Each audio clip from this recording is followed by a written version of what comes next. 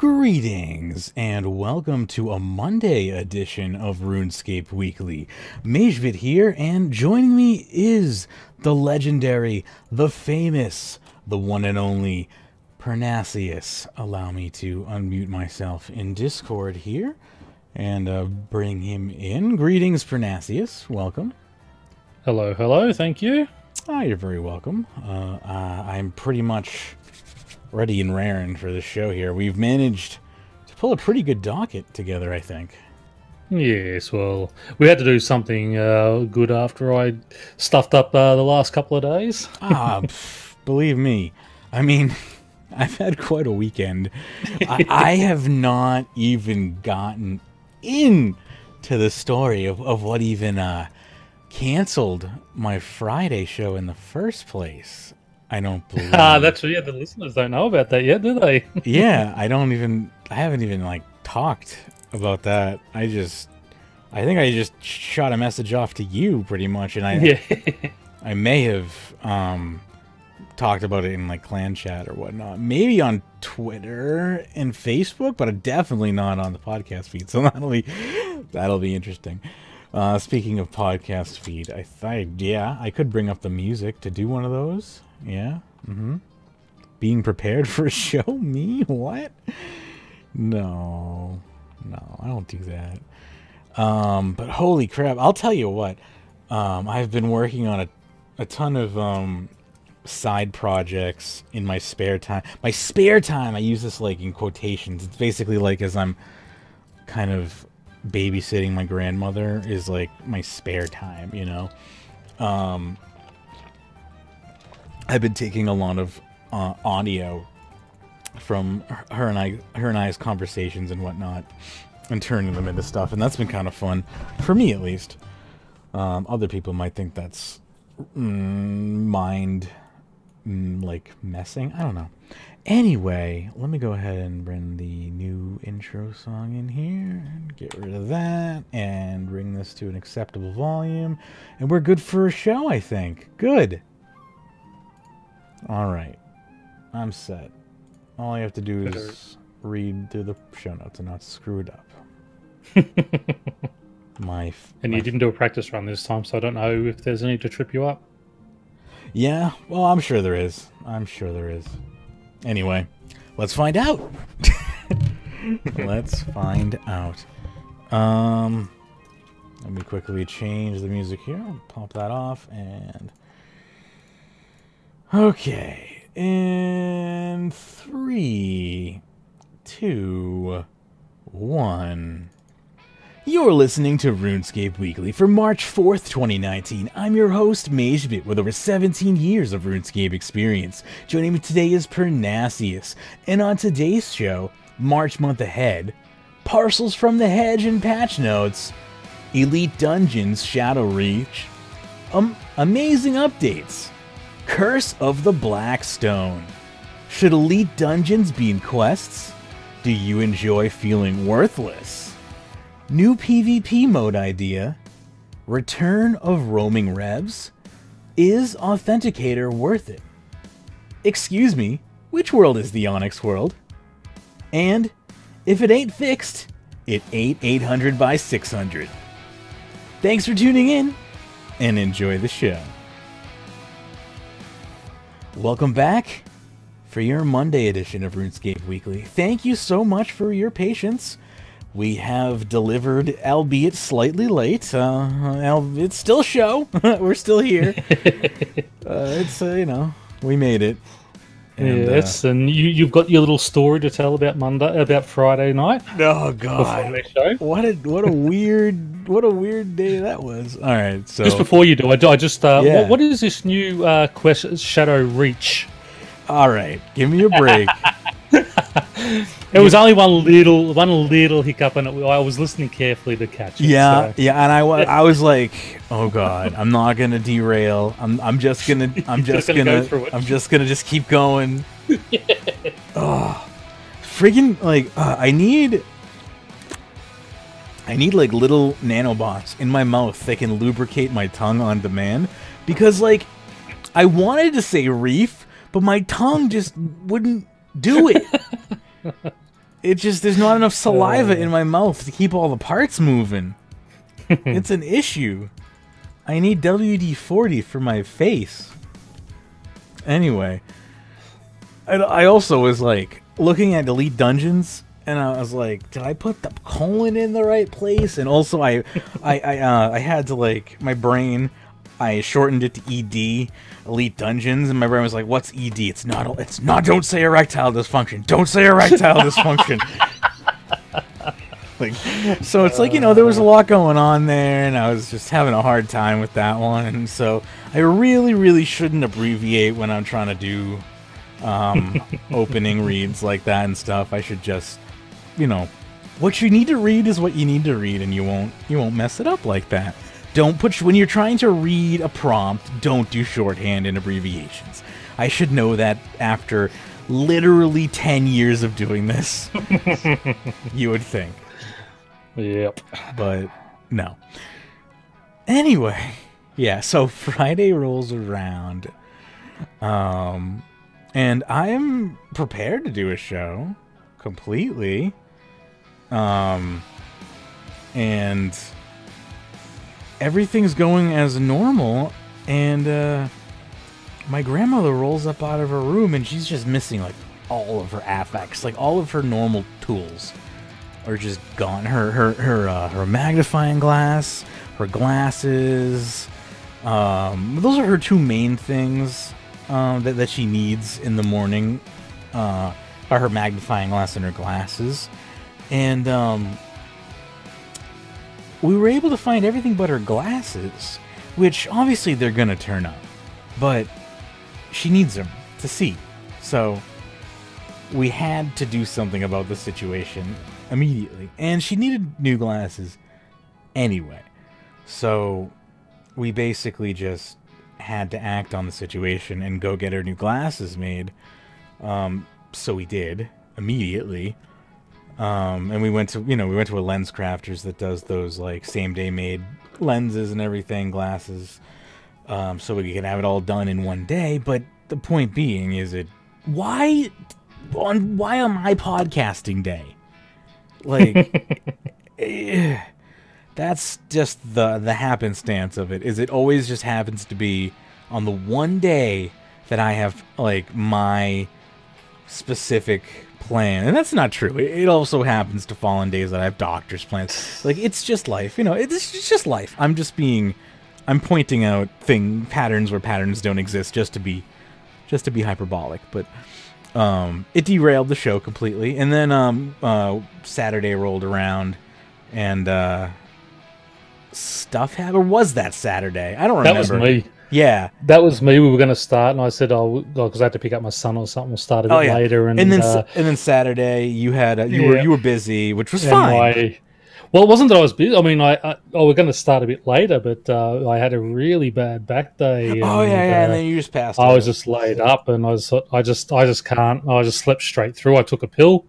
I don't blame you. I can't blame you for that. I mean, if you're medically laid up, I'm not gonna fault you for that, and I'm not gonna fault my grandmother for losing her glasses. She's 90 years old and has dementia. It's nobody's fault. It just sucks. It's all just shitty situations. Yeah, it's just shitty situations all around. And we're here now, and that's the good thing. We are. That's the main thing. Yeah, and hey Zomer, how you doing? Welcome to the chat. It's good to have you. I'm glad to be doing the show now. We're 4 days late, but we're still here, and that's the good part. And we have a good docket. I'm excited mainly for the end of the show, not because it's the end of the show, but because there's like really funny topics at the end of the show that we already got to laugh at in the pre-show. But I'm excited to laugh at them again. Before we even get into the actual show, though, we do have a PSA, I believe, for the mobile beta cap, which is increasing tomorrow on Tuesday. Now, this is coming directly from the RuneScape official website. It says, "We're delighted to confirm that we're raising the player cap for the members-only RuneScape mobile beta across Tuesday, March 5th and Wednesday, March 6th. Okay, so it's 2 days. My apologies. A further 50,000 spots will be opened up for those wishing to explore Gielinor on Android devices. The cap will be raised in 2 batches to ensure adventurers on both sides of the globe have the opportunity to get involved. Specific timing will be announced next week, both here and on social channels. The RuneScape mobile beta continues to develop and grow. RuneScape updates include an overhaul to the NPC chat system, making chat clearer and easier to navigate, the introduction of more intuitive action bars, and improvements to looting. There have been also a lot of interaction refinements to improve the recognition of tapping, swiping, and dragging. This cap increase is another step along the road to an open beta and ultimately a full release. Details on iOS availability will be announced at a later date. Of course, being a beta, you should anticipate some imperfections. We are working very hard on ensuring RuneScape on mobile is a very bit as playable as RuneScape on desktop, and actively encourage players to send us their thoughts. Every bit of feedback helps. You'll be able to post your feedback on our new forum section that will open up on Tuesday. There you go. So if you missed out on the first one, it sounds like the second one is going to be a little bit better handled. As far as if you, were at work for the second one, you might have a better opportunity during the time zone that was actually maybe set for the other half of the globe. You might actually, maybe you will be asleep during it but not working. Yeah, catch my drift? So just maybe some loss of sleep, but hey, at least you won't be at work. For those of you who don't work at a computer and can't maybe... Who doesn't have a phone, though, and can't reserve this on their phone? That's what I wonder. It's like if you're going to be playing this on your phone anyway, you should be registering this on that device. So anyway, I digress. Back to the main show. We have the month ahead. I think that's pretty much the main spectacle here. Shall we take turns going through this? Would you like to start me off here with I will. with the top? So March is here. The first flowers of the season are starting to force their way up from the soil. We're no longer having to scrape ice off our cars in the morning, and the supermarket shelves are filling up with Easter eggs. It also means it's a perfect time for a spring clean in Gielinor. Feather dusters at the ready. In much the same way as the mining and smithing rework was a rethink of how those skills work in RuneScape, this month our attention turns to fire making. Until now, there's not really been a huge incentive to train the skill, and that's something we want to change. In fact, March is a whole month about fixing things. Bounty Hunter is being retired and its rewards redistributed throughout the game. Plus, we've revisited the fiddly transmog system and changed the overcompeted Abyssal Demons and Dark Beast systems with a new Slayer dungeon. On top of that, we have the arrival of our SGS competition winner items and, as you may have already seen, a nice little Elite Dungeon surprise. Fire making and incense burners. We've been aware for a long time that fire making wasn't quite where it needed to be in RuneScape, with no real reason to train it. Luckily, our Incense Burner and Fire Making Week is designed to kickstart a new era of combustible fun.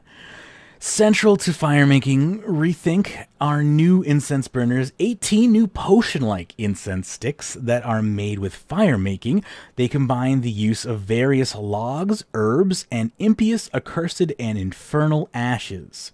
When burnt, incense burners last for 30 minutes and provide a variety of effects that benefit skilling in combat. Some people are allergic. The strength and effect or potency varies. One set of incense sticks lasts for 30 minutes with an initial potency of 1. An additional set of incense sticks, 2 sets, extends this set to 60 minutes and increases the potency to 2. With an additional set of incense sticks, a total of 4, you can enter Overload. The duration remains at 60 minutes, but the potency is increased to 4 and remains that level from start to finish. Outside of Overload, potency increases every 10 minutes, even without the use of further incense sticks. Here's a full list of effects. Guam provides a 10% chance per rank of getting an additional log when cutting normal trees. Taruman automatically banks ashes when burning logs. Marantil reduces the damage received from poison by 12.5% per potency. That actually sounds pretty cool. Haralander, while better one later on, though. Okay. Haralander, while resting, you restore more run energy than normally when you would. The higher the potency, the greater the effect. Ranar reduces the rate at which your prayer points are depleted. The higher the potency, the better the effect. Toadflax reduces the chance on failing an agility obstacle at 12.5% per efficiency. Spirit Weed restores the special attack energy of your familiar. The higher the potency, the better the effect. Irrit reduces the damage received from poison by 25% per level per potency. Orgali gives a 0.5% chance to automatically string bows and automatically attach feathers to arrow shafts when fletching logs per level of potency. Provides XP and doesn't require secondary items. Avento gives a 5% chance of automatically adding bait per level of potency when placing a hunter trap. Doesn't require the bait in the inventory. Quorum adds a 2.5% damage to weapon poison effects per level of potency and can avoid stacking with nature being gloves. Bloodweed provides a 2.5% chance per level of potency to gain an additional log when cutting bloodwood trees. Snapdragon stats are restored back to their correct level much quicker. The higher the potency, the quicker they are restored. Cadentine reduced chances of depleting a resource when you gather it. The higher the potency, the better. Late in time increases the duration of potions when you drink them. The higher the potency, the longer the effect. Dwarfweed, chance to bank items gathered or dropped from monsters. Higher the greater. Torstal, increased XP whilst training. The higher the potency, the greater the effect. Or the greater the XP. And Fellstock increases the chance for an elite monster to spawn if the monster has an elite version. The higher the potency, the greater the chance. As for incense burners, we are also introducing changes to how fire spirits work. Fire spirits give an XP buff for log burning. They also move to your backpack when clicked to be opened in your own time. This helps ensure you're more likely to have inventory space for the rewards they give. However, they do not stack at the bank as they track the applicable bonuses present at the time of collecting. Fire Spirits drop tables have been spruced up a bit. You can now strike gnomish firelighters to give you 5-minute boosts extendable to 60 minutes. If more are used. During this time, fire spirits will be automatically collected and the quantity of their rewards will be boosted. There are now a timer bar indicating how long a fire spirit is to stay before it disappears. Wearing the Ring of Fire and fire gloves now increases your chance of getting a fire spirit by 1%. If using a crystal tinderbox, the boost doesn't stack, but the tinderbox will not degrade if the fire spirit was attracted by the boost provided by your ring and gloves. Pyromaniac counts how many logs you've burned at once. The changes to firemaking will arrive in-game on March 18th. And Bounty Hunter reward distribution. We can safely say that we had the very best intention with Bounty Hunter, but sadly, over time, it stopped being fun or viable. Over time of about 3 days. As a result, Bounty Hunter will close this month. However, the good news is that all the content that used to be locked away behind it will be redistributed throughout the game on March 11th. The biggest change comes in the form of a new Slayer Master, Mandrith. With Bounty Hunter now gone, he was looking for a new job and we felt he'd earn this promotion. Mandrith will now hand out wilderness tasks and Slayer challenges. Rewards, including bounty emblems, can then be claimed from his new shop in Edgeville Bank. Players will need to be at least level 85 Slayer to engage with Mandrith. Other things to note. If you're PK'd while holding a bounty emblem, it will tear down and the killer, should they also be holding one, will siphon half the points that the tier was worth. These emblems can be cashed out outside of the wilderness for reward points, just as before. Because this master only has a few wilderness denizens as tasks, you won't be able to use your block and preferred list with him. Mandrith's special challenge has you thinning the numbers of a variety of NPCs with additional rewards for killing optional bosses. In addition, assorted bounty hunter items will now be available via alternative means. Amulet of the Forsaken will now be found in the original Barrows minigame. Those wanting a rune pouch will be able to craft them from magical threads gained from rune crafting via the Abyss. Small pouches require 30 threads, and larger pouches 100 threads. Ogre flasks will also be craftable, requiring 10 robust glass. They will now hold 6 doses. Ancient warrior equipment patches will be found on Revenant Ghost drop tables and may also be dropped while on a Wilderness Slayer task. The Revenant pets will be unlocked from a new drop from Revenant Ghosts. This item unlocks the next tier of pet and gets progressively rare each time you use one. Many of these pet tiers were unreleased before now. NPCs in the Wilderness will have a shared drop table for rare loot. The tougher the NPC, the better the chance you have on rolling on it. And the weapons, Annihilation, Decimation, and Obliteration will still be available from Mandrith's reward shop among the other items and unlocks. PVM Revitalization. Attention Slayers, March 25th sees the introduction of a new Slayer resource dungeon that's filled with abyssal demons and dark beasts, which, as you all know, are two of the most competitive Slayer mobs. This will give players additional options. The dungeon will be available to those with level 100 dungeoneering. Another big feature is the introduction of 3 new raid practice modes for the liberation of Mazcab. These will allow players to repeatedly fight Beastmaster Durzag or either of Yakimaru's main phases. Note that as it's a practice, no kill counts or loot will be awarded for a successful run. Also incoming are some bug fixes for next Angel of Death. The fight has been made a lot smoother, with various quality of fixes across the phases. The drop system has changed to allow everyone, as opposed to just one person, to roll on a rare item on each fight. Minions will now shout when they die, allowing players to more easily identify what order they died in. Phase 3 Icicle mechanic has been reworked to be less of an annoyance. There are also some more general tweaks across PVM.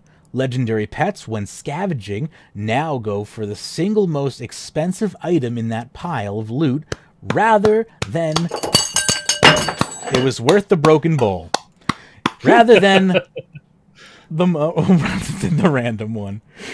The fight with a dungeoneering boss Stomp will now end immediately once the third set of crystals has been placed, removing the need to wait for the third phase transition. How about we just remove Stomp? Can we just do that instead? I mean, I'd rather remove Blink myself. You know what? Anyway. You're right. I would be with you on that one. I would rather see Blink go over Stomp. But hey, you know what? That's both of those are great quality of life fixes in a row. That legendary. I was just complaining about that to Thieves earlier. I was down at Armadillo, and I got an Armadillo boots drop and 2 feathers. And guess what my pet picked up? The feathers. The 2 feathers. Yeah. You know, I mean, the crushed bird's nest that always drop down there. He picks up the feathers over them every time. It's like, come on. So that is coming in, what do they say, on the 25th. So that is probably the update of the month for I know. me. I can't wait. Like, I'll start actually doing God Wars Done. God Wars Done. God Wars 1 is God Wars Done until I'll be there again. That didn't come out right. But anyway, why don't we talk about... This is the real update of the month coming up next, but I got to get back on. Oh, hang on, there's just a couple of other things. I got to get back on. Yeah, where am I? The Ricochet ability will now hit secondary targets from a range of 6 tiles, up from 4. Oh, nice. The 6-age circuit now has a teleport directly to Tormented Demons. That's another good one. Oh. And Remora's Necklace now has unlimited teleport charges, making trips to the Queen Black Dragon slightly less of a chore. Ooh, that's actually pretty cool. It's, you know what? It's never been easier to be a noob. Let me just tell you that right now. If you are new to the game, it has never been easier. You're so lucky. Yeah. And moving into the transmogrification unification. What a word. We have heard your indication that you'd prefer a modification to the current transmogrification location. We therefore serve notification and commend our developers' dedication to their vocation. Indeed, let us add to this communication some further qualification, which we hope will provide the demystifization and education. Right, enough of that. I'm glad. With over 40 transmogs in the game, we're aware they take up a lot of bank space, and all too often you don't have the one you want at hand. As a result, we've made the following changes. All transmog items have been moved into a dedicated separate tab on the emotes interface. Items will be automatically added as they are unlocked. However, you will have to add tradable rings to the interface manually. These can be added to the interface by right-clicking them and select Add to Transmog Interface. These can be removed at any point. Transmogs can be filtered by category. Bum, bum, bum. That's awesome. I can't wait for this, like, for real. I when Breezy started working on this for Game Jam and then it went silent, I honestly was afraid that the project got cut. Too hot? Yeah, like I didn't think that they were going to be able to do it because of spaghetti code and all that nonsense. I'm so glad to hear that this is being done because this sounds... I'll actually be able to use this crap. Oh, I got an advanced pulse core. Nice. I'll actually be able to use all of my transmogs for once in my life. Like, this to me is awesome. All right, let's talk about the actual update of the month, Phoenix Lamps, for a second. There's a brand new Treasure Hunter promo on the way this month. It's never been offered before. This is pretty, like, I don't know. I'm not interested in it by any stretch of the imagination. This has just never been done before, and it's pushing a line to some degree, but like I don't give a shit anymore. I just think it's interesting. So here's what's so special about these lamps. As the name suggests, Phoenix lamps have the chance of being saved upon use, meaning they live to be used again. So these are smoldering lamps that are also lamps that have a chance to be used a second time. Twice. I know. So, yeah, like they use. Not only do they use your bonus XP, they also have a chance of just using your bonus. Yeah, then they can just use your bonus XP again. Like that's double dipping. That's quadruple dipping. I don't know. I mean, XP, that we're getting so much XP into game at the moment. It's just so frustrating that we've been saying, and they even said, we've got to look at how lamps work and such because it is a lot of XP coming into games. So we'll have a look at that. So we had a look at it and decided to give a Phoenix lamp which rises from the ashes and stays in your inventory. It's like it rises from the ashes and directly into our wallets. Wonder if a friend is going to sort of spend another $13,000. Flare Fox, we need you. How many? I need to know. I want to. I don't know how you can game this on an alt, but I'm very curious to know how this can be abused.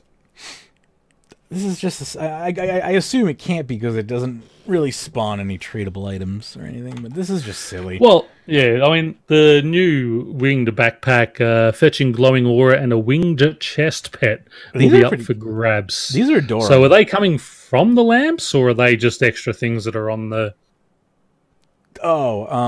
Those are what? Hang on, a new winged backpack, a fetching glowing aura, and a winged chest pet. They'll just be normal purple rewards, won't they? There won't be a chance from the lamps as I don't well. think so. Rub the lamp, get XP, and then you get a chance at one of these. Thank you, Invoked Mercy, for the follow. Appreciate that. Yeah, and I assume those are just new purple items. Yeah, you could probably buy them with rare item. Now, maybe with rare item tokens. Maybe. Don't hold me to that.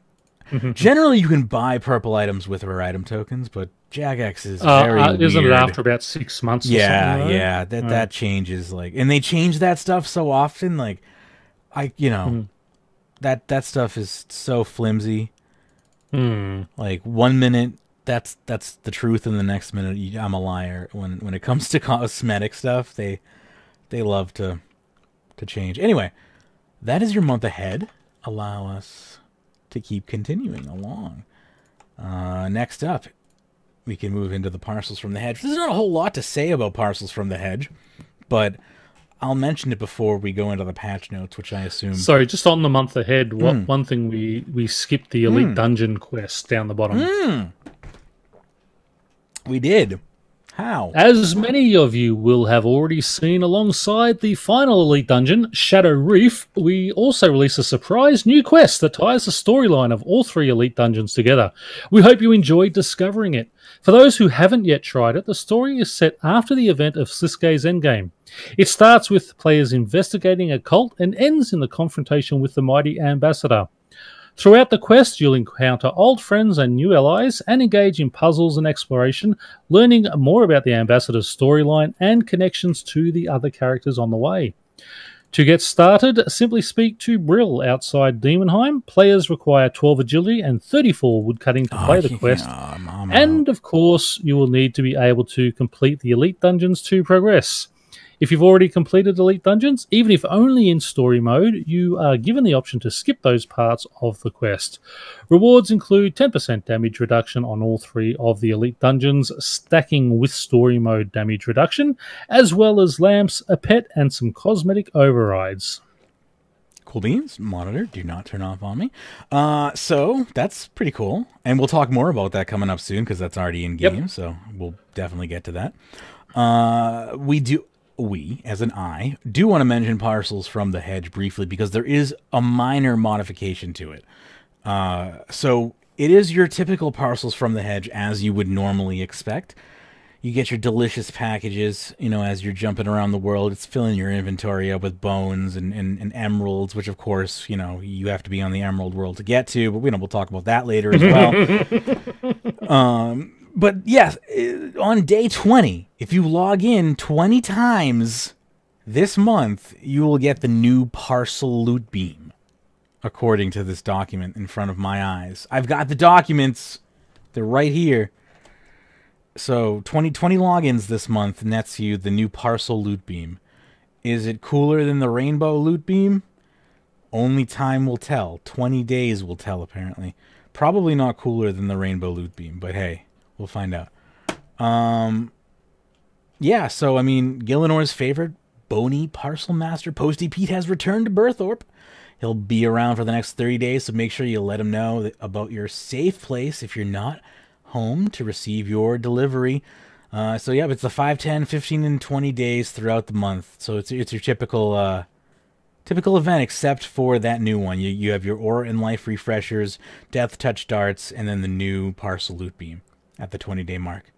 Have you used any of your Aura and Life Refreshes that you've gotten from any past events yet? I think I've used one of the Aura refreshes. That's cool. I have not used any of them yet. I've been just stacking up on them. Good times. So we got some patch notes here. We do, so we'll read through these quickly. Basically, a whole lot of mobile fixes. Fixed an issue with the Report Offensive Player Examine option with the Player Report interface. It is now passed through the correct flow that asks you if you wish to temporarily ignore the player. We have also fixed an issue that this system could fire off a report even if the player had no information in their My Examine. These things combined both help to combat those reports being spammed or false reports. Fixed some double spacing issues in the text on Tutorial Island. Fixed a variety of colour highlights on text around the game to make it more visible on the mobile client. You can now view the terms and conditions, privacy policy, and software license from the login screen. The following changes have been made to the bug reporter to improve its usability on both PC and mobile clients. We have split the two fields, description and reproduction steps, into two screens. The intention behind this is that on mobile, the on-screen keyboard would cover the bottom text entry box, so splitting them into two helps resolve this. As part of the above, we have relocated the remaining characters counter to the top of the entry. As it is now split into multiple screens, there are now additional navigation buttons to allow you to go back and make changes to your report if you require it.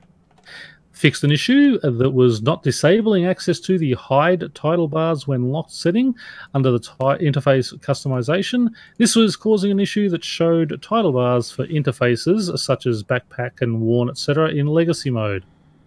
Fixed an issue that caused a FPS drop when viewing the port captain's log on an Android.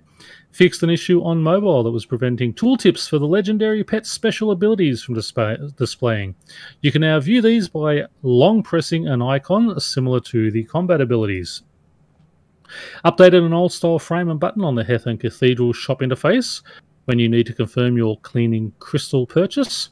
We have done more work to fix the issue where your NPC chat and multiple choice dialogues could end up squashed into the middle of the screen. We thought we had resolved this, but thanks to the efforts of you awesome beta testers, we have managed to get a more accurate reproduction of the issue and resolved it. Fixed an issue in the player-owned port's crew recruit interface that was not clearing your previous selection highlight on mobile. We have made some further improvements to the mini-menu navigation and scrolling. You should notice the mini-menu is less likely to close when you are trying to navigate, and you are also less likely to lift your finger early and select something prematurely. We need loading screens on the mobile client. As a result, the following changes have been made to make sure they are doing what they are designed to do. The graphics option to display the loading screen has been removed on mobile. PC is unchanged. The option to disable loading screens from within a loading screen has been removed. The following changes have been made to the screen sizing section of the graphics option to improve. Renamed resizable to windowed, along with the removal of fixed. This reflects an established PC standard naming convention. Full screen is unchanged. The resolution drop-down field was only relevant when in full screen. To reflect this, the drop-down has been placed within the full screen button. PC-specific terminology has been removed from these descriptions in favour of a more ambiguous term so that it is mobile compliant. Fixed window restricts the game size to be 800 by 600, which is a 4:3 aspect ratio, a feature only used by 1% of NXT and Java players. In the future, we want to fully support 16:9 as our new standard for both desktop and mobile, which adds unnecessary complication to the code if we keep supporting fixed window mode. From today's update, this option has been removed from the game. Fixed an issue that was causing a line of pixels on the side of certain ports interfaces on mobile. On to others. Charge bows now take into account arrows equipped or held in an equipped quiver, so special effects like those of Dragonbane and Blackstone arrows can be used with them. Damage will be reduced to the lowest tier of the arrow or charge bow. Charge bows will work as usual when no arrows or another type of ammunition is held in the ammo slot. Using an augmentation dissolver on Ice Dye Drygore weapons will no longer remove the dye from the weapon. Ouch. Oopsie. Fix the mobile issue with the Grand Exchange buy item display. Also resolved an issue with the mobile on-screen keyboard in the Grand Exchange and some other text search fields. Players will no longer be kicked to the login screen when talking to Wizard Mizgog under certain circumstances and not accepting the Imp Capture quest. Fixed an issue where the quest overview for Regicide was displaying it as complete a step too soon. If you're having trouble starting Roving Elves, first speak to King Lathus to complete Regicide. Some legacy code at the start of the Devious Minds quest has been tidied up. Fixed an issue where the accepting the Desert Treasure quest skipped a couple of initial quest states. Friend broadcasts will no longer always appear in the colour selected for world broadcasts. Added some inventory checks when smithing various items. Players will once again receive an error message when trying to mine a rock higher than their mining level, and can once again use boosts to mine rocks above their mining level. You will no longer receive chat messages about making progress towards achievement. It's mine or mine after it is completed.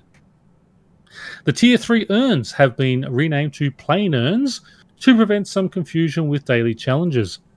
After killing the ambassador, the dungeon progress is reset as expected. Hotfix last week. The ambassador drop table has been slightly buffed. This change also notes through rune salvage drops. Killing the Crassian Leviathan now correctly awards kill count if you kill it after it has swapped sides. Improve the interactions with loot drops from monsters.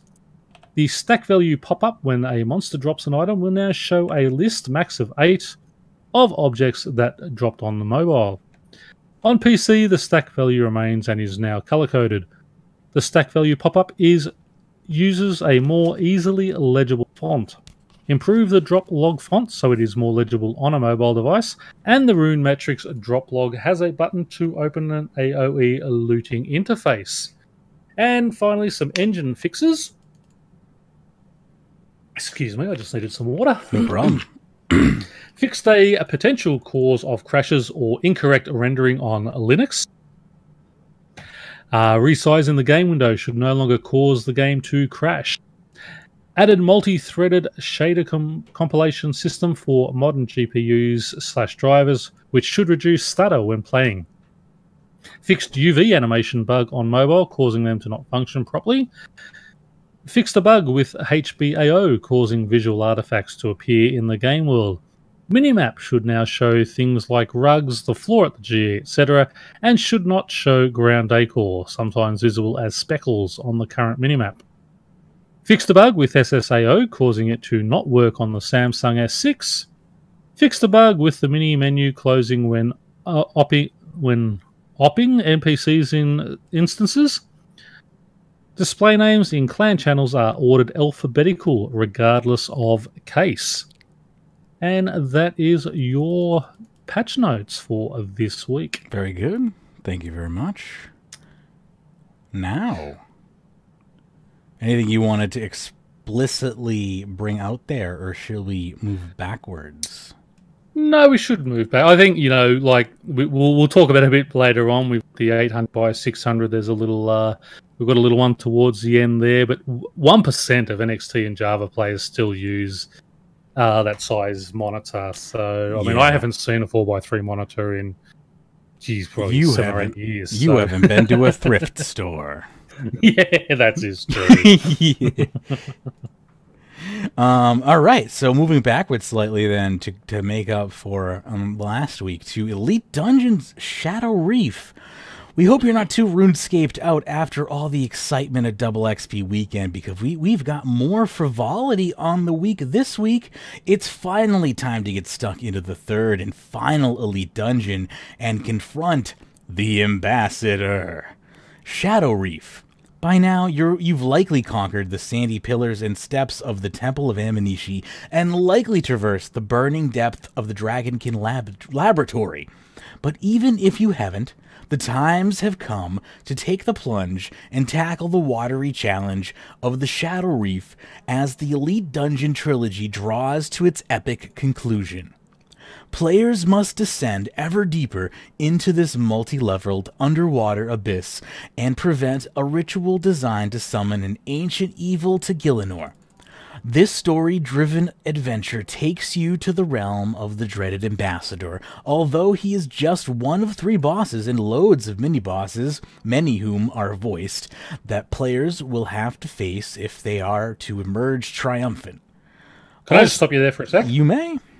Did you watch the making of this a couple of weeks ago? The stream that they did. Yes, it did. Yes, with how they did the voices and such. Yes, that was awesome. I love that. That was pretty cool. I love watching I love voice acting. I love watching people do voice acting and making it and stuff. And I love watching people make sound effects too.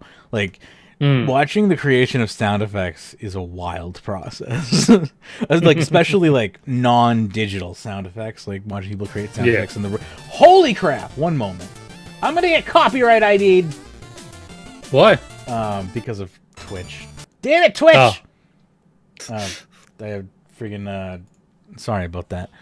I have the Twitch desktop app open, and I left it on it. All right, this is a pet peeve of mine. I'm gonna derail for 1 second, for one just tiny second, and say, Twitch, please, your new desktop app that you have coming out in like a couple of weeks. When a streamer starts streaming, or like if they start auto-hosting somebody, and you just leave their channel open, autoplay. Just give me the option to turn that off. The user should have that feature. It should not be in the power of some person somewhere in the world to just start playing video on my computer or audio on my computer at their will. That is scary and intrusive, and I don't like it.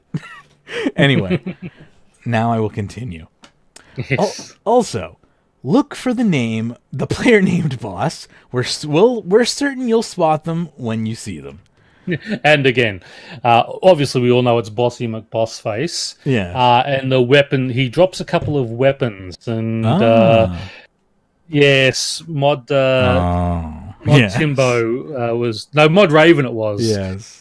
Talking about it, and it's Swordy McSwordface and Masty McMastface or something like that. Blasty McBlastface or something. Yeah. And Shawnee's going, are you serious? He goes, yeah, well, if they want to name a boss that, I can name the weapons whatever I want. And it's basically... You set the bar that low, right? Yeah. Yep. And I had a good chuckle over that with you. I applaud him for that. It's like, hey, if you're going to set the bar that low, then I'm going to... Yeah. I'll go down, I'll go right down there with you, Good for him. Yeah, no, I did appreciate it. Yeah. Successful adventurers can, among other things, lay claim to a new rare tier 92 handed crossbow. The Eldritch crossbow must be assembled from 3 pieces, the stock, limbs, and mechanism, and also boasts the split soul special attack. Also up for grabs are black stone arrows. These are also tier 92 and have a special effect of reducing a target's defense. They are created via fletching after unlocking the recipe from the reward shop. The arrow tips dropped from the dungeon. Elder logs can now be fletched into elder arrow shafts, which are new. They are a new ingredient for arrows. On top of this are 3 new sigil blueprints: dragon, demon, and undead. They can be bought from Brill. They each require 50 blackstone hearts, 1 cut onyx, and 30 resilient, silent, and oceanic components, respectively, to craft. To get started on the Shadow Brief, head to the boat east of Daemonheim. Note that you no longer need to have completed any of the elite dungeons to access the others. There are no level requirements, although be warned that the combat is aimed at higher levels. This is definitely the toughest of the 3 elite dungeons. Well, that's interesting. So there's no longer a requirement. They're all just kind of their own thing now. Those sigils are very expensive. Yeah. That's incredibly expensive. They better do good things. Elite Dungeons. There are also a few incoming changes to other Elite Dungeons, Temple of Amanishi and Dragonkin Laboratory. I mean, those are the only 2, so yeah. Note, we originally promised an update to charge bows for this update. However, some last-minute issues have arose, so we had to pull this update. I think they actually added it in this current update. That's come this week, yeah. Yeah. So we'll talk about that, I think, later. The Spotlight system is rolled out to Elite Dungeons. Each day, a different dungeon will offer a trio of bonuses to players. Plus 25 Dungeoneering experience and extra mini-bosses, and negative 20% death reclaim costs. Interesting. We are slightly tweaking the loot found in Temple of Amanishi. Don't worry, it's a buff. Also incoming are boss timers for Elite Dungeon bosses, allowing you to track your best performances, and of course compare them to your friends. For this update, we have 2 boss pets for you to check out. Details below. And for this update, we have 2... Oh, I just read that. Ambi, a 1 in 300 drop rate with a threshold of 60 in solo, and a 1 in 1500 group drop rate with a threshold of 300. Should you be able to kill the ambassador, there's a chance you may snag this incredible pet, which is pretty awesome. I would love to have a miniature ambassador. That's pretty sweet. There's also Bizdy, a 1 in 300 solo drop rate with a threshold of 60 in solo, and a 1 in 1500 group drop rate with a threshold of 300. If you have the inert Blackstone crystal drop from the Dragonkin Laboratory, you'll now be able to activate it to claim this pet. And it's pretty cute. As a bonus, we've got a nice selection of Elite Dungeon wallpapers for you to download as well over on their Flickr page. So you can check that out over on Flickr.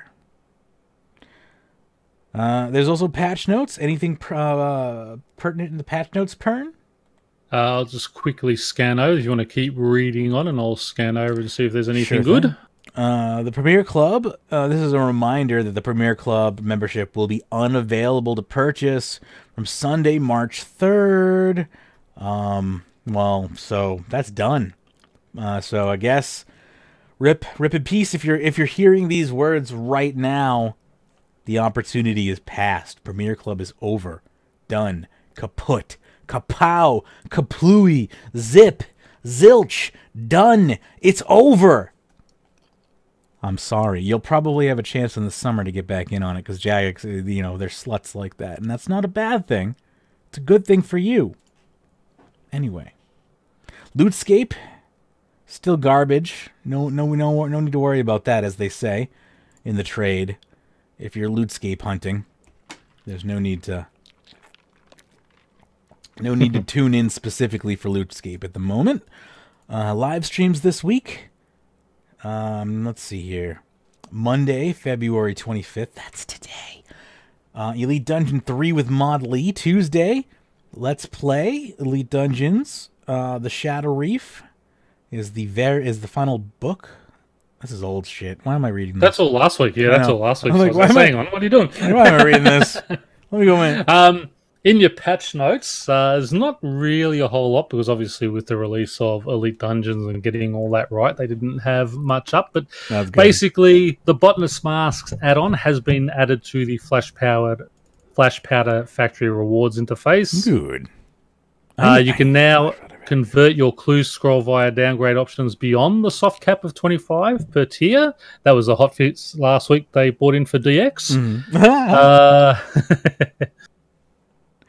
Added a warning message about misusing the bug reporting system before entering a bug. So if you're sitting there saying, oh, there's this bug and you're misusing it, you can actually get yourself banned if you're doing silly things and just causing them extra work. Cool. Recipe for Disasters combat has been updated to say that there is combat in the subquests. One I did like, fix the camera rotating when using the crystal teleport, so you won't always turn around and face south. You will stay facing whichever way you are facing. Finally. Fix the crash happening when recycling resources. Fix the crash in Elite Dungeons when using Java clients. See, they shouldn't have done that. If you're using Java, it should have just been left there, so you have to come across to NXT. Yeah, we need to make Java as broken as possible. It's exactly. Inhospitable as possible, so people will come over. And obviously last week, the resizing game window in-game has been causing client errors. This is one that they had on iOS a few weeks ago, and it's sort of come across to PC. They are working on that. So if you do have that problem, resize your game window in the login screen to avoid that issue. But they are working on trying to fix that. Good to know. I can move along in here if you want me to. Vaseth says that this was an amazing update, referring to Elite Dungeons, I believe they say. The unexpected quest was amazing. The dialogue and hidden descriptions were hilarious. The plot ranged from comically ridiculous to serious and dark. Maybe I should read this after I talk about the quest, huh? Dang it. Yeah. Talk about the quest first. All right, let me jump into Curse Stone. Curse of the Black Stone. Where is it? Where is Curse of the Black Stone? We didn't actually have an update because it was a surprise update. They didn't actually release anything on it. Okay, so there is no actual document for it. Interesting. No. All right. Well, Pern, can you please give me an intro into it then? In all honesty, I haven't done it myself. Okay. Because basically you need to do... It is one that you need to do all 3 of the elite dungeons to do. Okay. But you can do it in story mode, so, with the 10%. It's supposed to be, from the people who I've been talking to, they said it's a really awesome quest, but because I like to play through blind, I haven't really, sort of no spoilers type thing. And obviously, I normally do play quests the first week, but obviously just the way I've been with my back the last few weeks, I just haven't been up to it. I will need to take up Derp Dragon's offer on completing ED3. As I said though, if you just want to run through on story mode, it takes you 10-15 minutes. Okay, you don't want the lore books? Nope. I need to complete it the way it was meant to be done. Story mode is not the way it was meant to be done. Story mode is great for us Master Quest Capers. Story mode is just there to collect the books. That's what it was there for. Basically, it's not there to be to get it ticked off so you can do the quest. Sure, for Master Quest Capers, but not for. I'm not a Master Quest Caper. Someday I'm going to come along and do the Master Quest Cape, but that's not who I am. If you just want to do the quest though, and you don't you can't find someone to run through the quest with you. The dungeons, so I respect that, but the type of character that I'm trying to build for myself is an all-rounder, and I want to know how to defeat those types of scenarios. So I'm forcing myself into those types of scenarios. But Vathis says I'm going to read it anyway because I want Vathis to convince me to do this. So this better not contain spoilers. Vathith. He says, Elite Dungeon 3 had a great atmosphere, and it felt very natural in its progression, although I found the lack of any real new monsters and mechanics a bit disappointing. The copy and paste of cave horrors with random unlockable typeless damage and copy and paste Calgarian demons with the crab things just plain melee mobs. I'm not even sure what those warped skeletons do, as I can just bind them and kill them before they can even attack. But the bosses were great fun, just enough of a learning curve to make the victory feel like an achievement. Ambassador feels OP, but hopefully I'll manage to kill him in normal mode solo eventually. But I wouldn't object to putting a cap on the number of times he can do his spinning light trick. Overall, very satisfying update, challenging, rewarding, and fun. So I'm glad to hear that. That makes me want to try it for sure. Yep. And I'm just going to read the very first comment from Nasty Gucci. Go for it. Hello, I'm not sure if this is the right place I need to appeal, but I was PKing on free-to-play on my Pure, and it leveled my attacking to level 41. And it's because of an update. I worked really hard on my account, and it just messed it up, my Pure. I can't afford P2P PKing. Can this be fixed for me, please? I really want I fixed, or I think I might just quit because I don't want to start all over. Thank you. Iskatu says, I use Death Touch darts and had no issue for the new quest on story mode. So, just fire off, just throw Death Touch darts. There you can just get right through everything. Yeah, no, I've got like 15 Death Touch darts in my bank. Story mode initially was 33% damage. It was 50% damage, and they reduced it to 33%. Now it's like 10. Now they've reduced it to 10%. So, for those who really just want to get the quest done and such, just run it through story mode.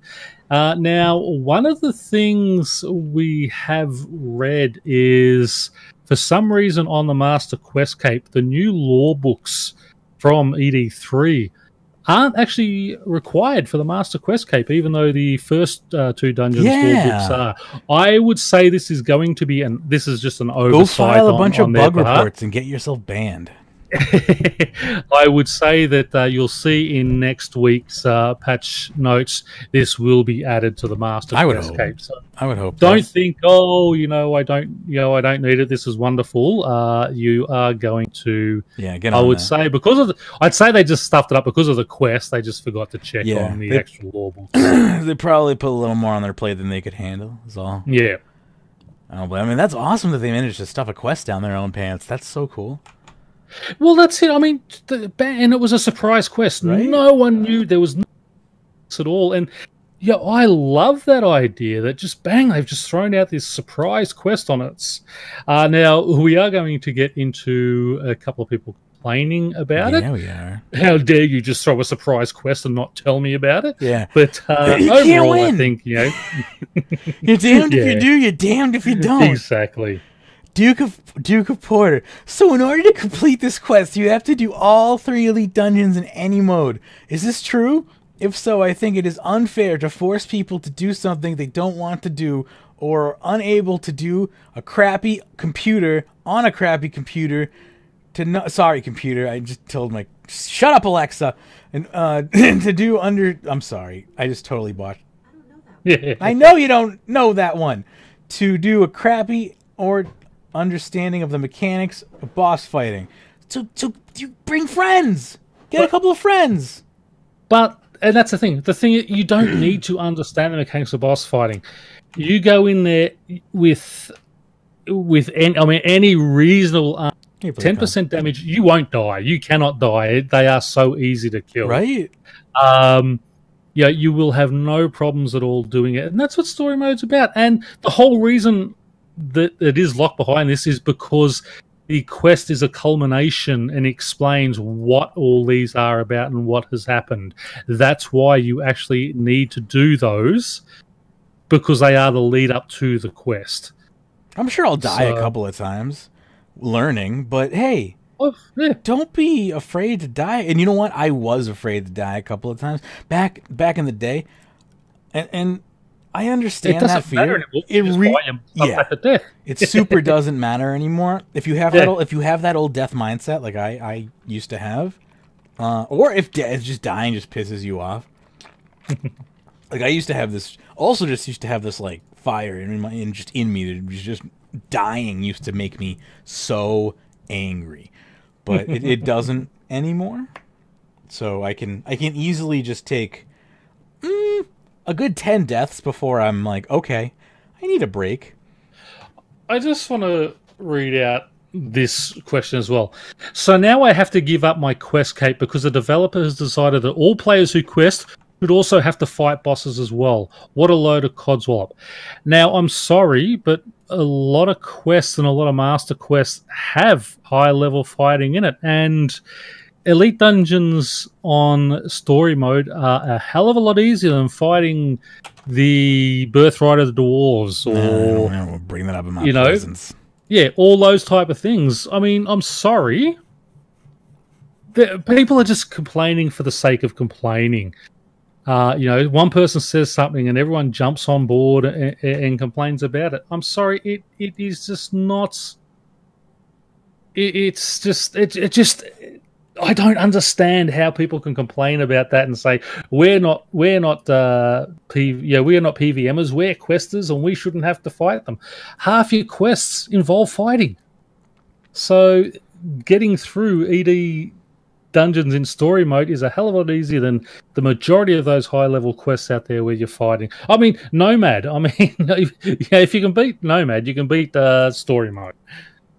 But Pern. Do you enjoy feeling worthless? Hang on, no. But she also says, can you imagine the fuss it would ensure if PVMers were made to do skilling before they could fight the latest boss? Aquastar says, yeah, they do that. Look at all the 99s I have to get. So, yes. To mother effing Shay.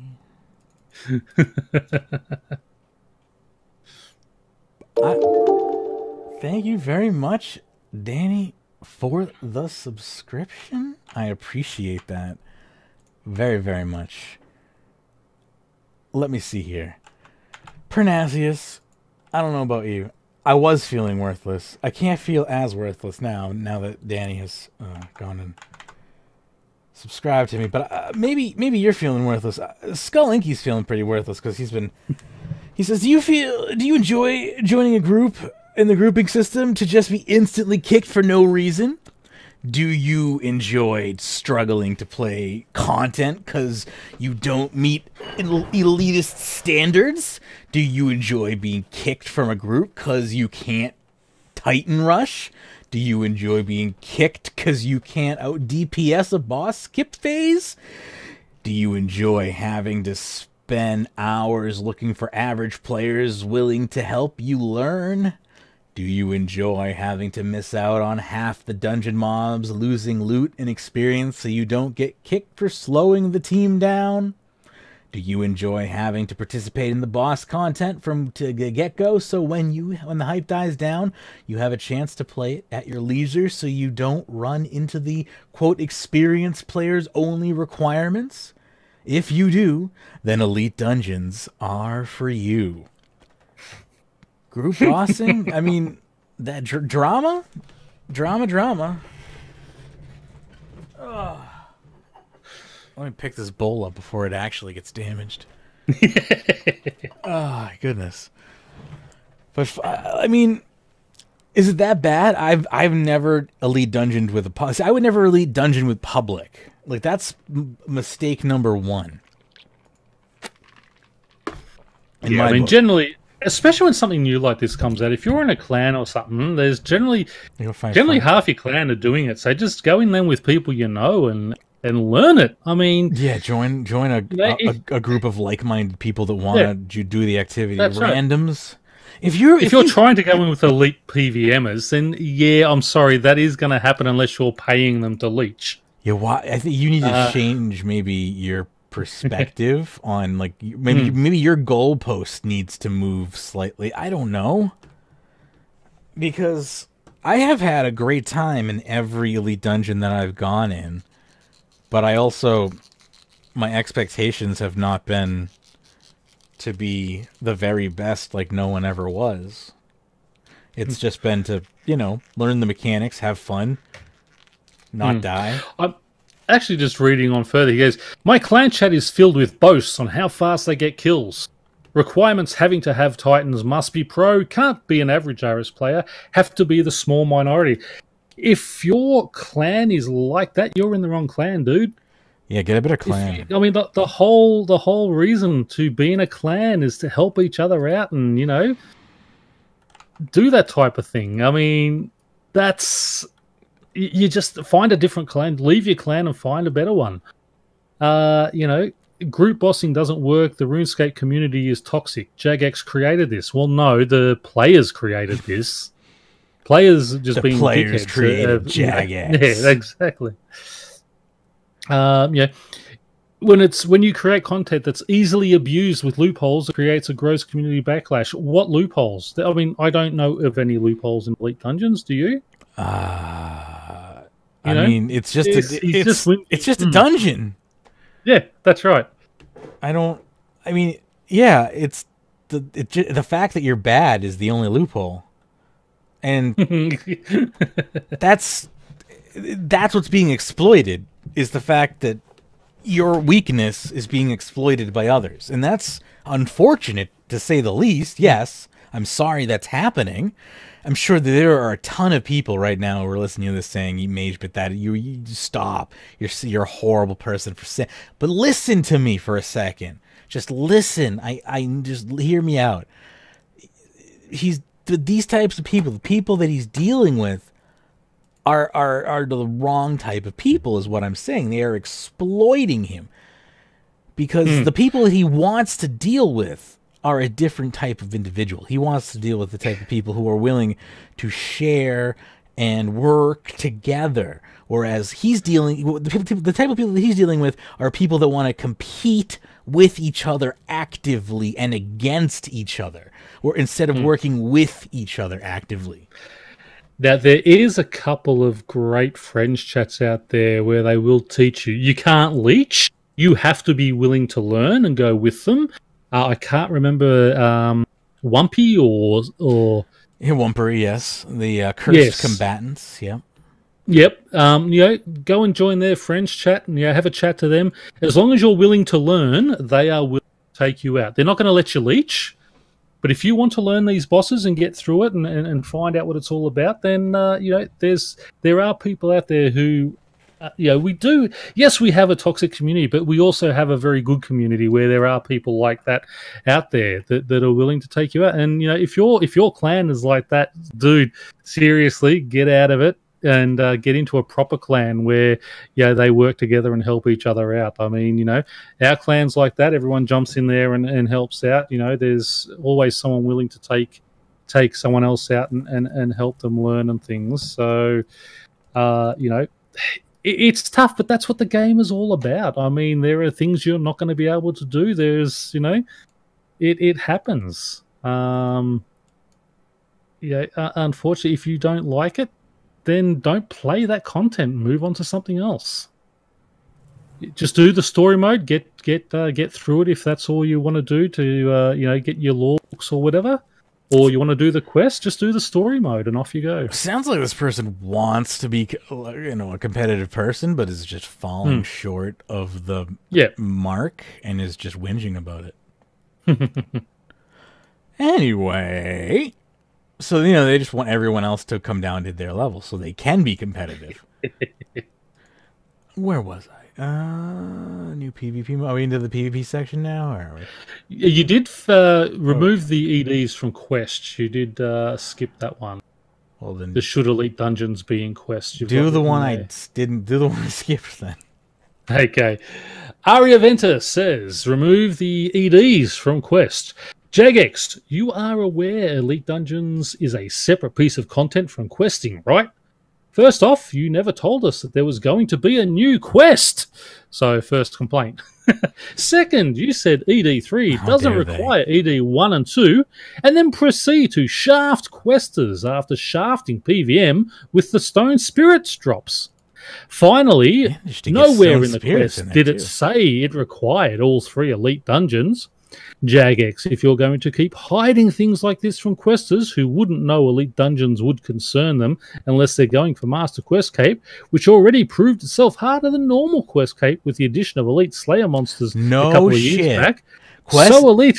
Hold on. 1 second. Logic prevails once again. Master Quest Cape proved harder than Quest Cape. This genius deserves Genius of the Motherfrickin' Year award. Oh my god! I'm sorry. No. I sort of reading that and trying hard not to laugh myself. So, how stupid are people? I mean, Master Quest Cape is really harder than comp, in all honesty, because of that. But I mean, come on. Anyway, until we find out, even a normal Quest Cape can no longer be retained unless Elite Dungeons for the elite players has been beaten. And do not start me on story mode. The drops and tokens are not worth the supplies and gear degradation invested into that mode, as it's still hard for players with tier 70 stats and tier 70 gear. Not referring to myself specifically, but to the average quester, whose armor of trials no longer helps since none of the bosses are quest bosses. Please just let us finish the quest without running through Elite Dungeons and leave them for the Master Quest Cape. And Jerry Chang, or we could do a beginner mode where everything health is reduced by 75% and damage is reduced by 95%. Damage is already reduced by 90%, dick! Why don't we just make a mode where the monsters just hug you and shake your hand and give you a cup of tea? Yeah, the Crassian, just a big tongue comes out and just licks up the side of your face. Yeah, Off you go. Each boss just sits down and has a nice conversation with you, and you have to you have to pass to beat each boss. It's just complicated dialogue tree. You just have to have a complicated conversation with. You got to out-talk it. Mayu has the best things here. A surprise quest is probably the best idea Jagex has had this year. Even more so when they probably knew in advance that mentioning it would require elite dungeons would lead to whining. Probably exactly why they didn't announce a quest in the first place. Right.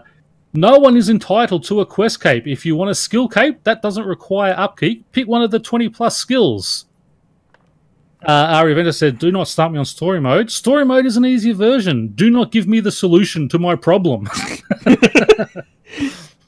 Aria Ventus says the drops and tokens are not worth the supplies and gear degradation.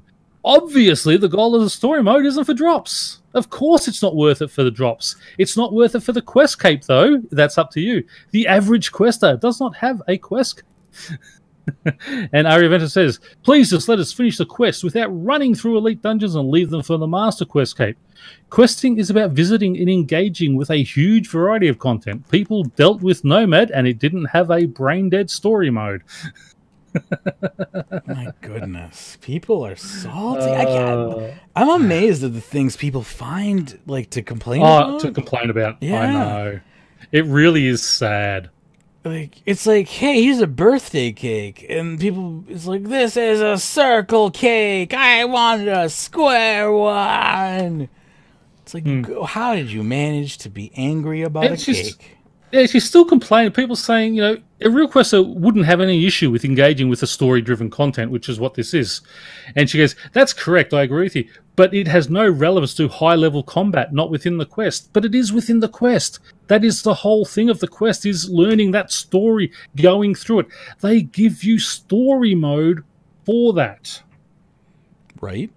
That's why they introduced story mode, so that questers who didn't want high-level PVM could sit there and get it done and not have to worry about it. They didn't give a story mode from Nomad. I died 15 times to Nomad when I was trying to do that quest. Right. That quest took me literally years. Quest, yeah, that last Nomad quest, I still died sort of 8 or 9 times. That stupid hand coming down and crushing you and things like that. I don't even want to talk about Birthright of the Dwarves. Yeah, I think I probably died 5 or 6 times there too. But that's part of it. And then when you get through it, that sense of accomplishment, pull up that video, is fantastic. Sense of accomplishment. But you didn't, I just don't understand why people have to complain about absolutely everything. It's just like they could have said, okay, well, you don't have to run through elite dungeons, but we'll just put all the bosses in as part of it. So you've got to defeat each boss as you're going through. Don't have the dungeons, just we'll make a little separate room you go into and beat the bosses. But we're not going to give it story mode. We're going to give it the full value. They could have done that to us. No, they gave us story mode. They made it nice and simple. Just stop whinging. If you want to keep your quest cape, do the quest. That's what it is. That's what it's about. I'm going to play 5 seconds of the angriest Magebit in the world. I love this bit. I'm only going to play a tiny bit of it because it's super embarrassing. It's from a super... I don't think... some people have not seen it. I'm not going to play a lot of it because it's, again, very embarrassing, unlisted video. I will only play some of the end. This is from Birthright of the Dwarves from... this is at least this is 2013 or so. As you can see from the horrible quality. This is from me going back into the fight after dying. I'm very salty at this point. I should still have enough food for this. I'm gonna try it. Oh no, I don't, because of fucking put my armor on and lose all my fucking health. This is Magebit pre-mood stabilizers. Who thought that was a good idea? I'm so mad. Whoa, oh my god, oh my god, oh my god, very end. Poor Geo. This is back when Shadow used to hang out with me. What? No, there's 3 cannons at the very last part. And you can't live through that. I lived. I made it. I won. I gotta go all the way to the fucking bank so my health will heal. Is this... Okay, I want to make sure I wanted to fight it one more time. Hang on. I made it to Colonel Grimson. Wait. I'll skip ahead a bit. Hang on. Here we go. Here I am going in. I don't even think that works, but whatever. What? Using protect from range doesn't seem to. This is really where you ended up hanging up on him, wasn't it? I'm pretty sure I hang up on him. Yeah. Yeah. I'm just an asshole. Like when I get really wondering if you can when I sound used to have these rage know. attacks, I would just get horrible. Not a good time. Not a good time at all. I hated this quest so much.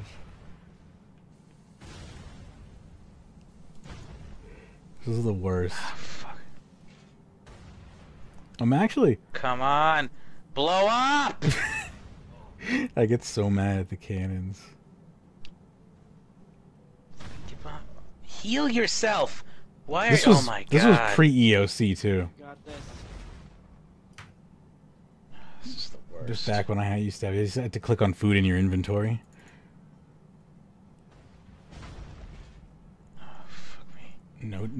Go. Go. No two tick clicking. Oh, come on!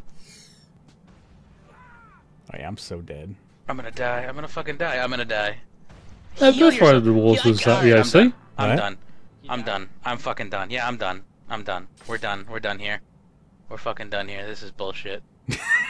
And then I just hang up on him. Yeah.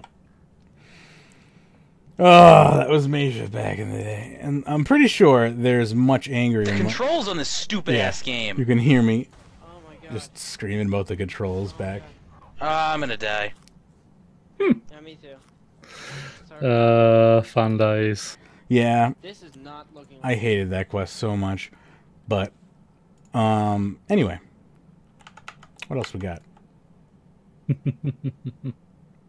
Speaking of, you want to talk some PvP? Let's talk some new PvP. Quote unquote new PvP. Should let's see. So do new PvP mode idea we have here. This one is from Jacob Cade or Sade, depending on how you want to say that. So I don't know why in 2019 people are still trying to give Jagex new PvP ideas. It's I don't know. I don't know why I'm We don't reading. need it. I don't know We why just I'm don't reading need new PvP ideas. Is really what I'm mulling over in my own head here. Is like, anyway, here we go. PvP in RS3 has been, shall we say, dead for quite some time. While there are many theories as to why this is, I think I might have an idea on how to bypass those theories and reasons and revitalize PvP in a different way while also bringing back elements of Darkscape and World Event 2. Bear with me. This will be a long and likely change as I'm open to others' feedback on this idea. Also, I'm aware that this probably won't happen, but I figure it'd be worth a shot at suggesting. The idea. Implement a new game mode on separate servers that uses Darkscape's gameplay as a foundation but fixes its many issues while bringing back the bird and the beast's enjoyable gameplay and some bounty hunter mechanics while giving players incentives in RuneScape 3 to play this new PvP mode. The basics. Use Darkscape's open world free-for-all PvP but shift to EOC rather than Legacy.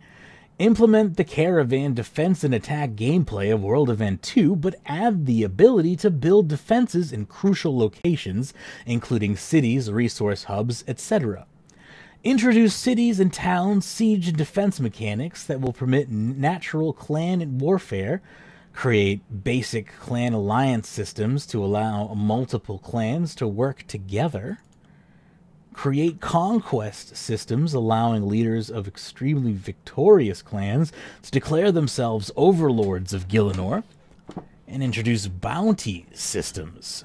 Instance the wilderness and remove literally all restrictions except cheatings and bug abuse. Okay. Yeah, and then he just goes on trying to explain all what he wants to do and such on there. Dare I? Should I actually like indulge him here? I can do it. Yeah, I mean, a few of them are yeah, I mean, I dare. they're not completely stupid, but No, this is I'm not like he got me with his first post. That's why I put it in here.